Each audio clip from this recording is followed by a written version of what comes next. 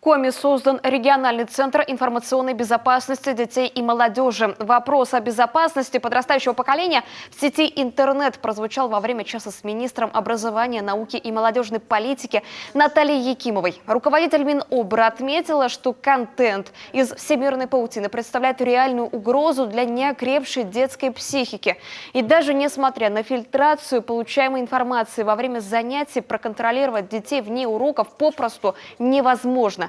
Профилактические меры с Роскомнадзором дают свой результат, однако их недостаточно. На следующей неделе у нас будет большое межведомственное совещание, мы планировали как раз, где мы представим, чем будет заниматься центр и, конечно, объединим все ресурсы. То есть вот это очень важно.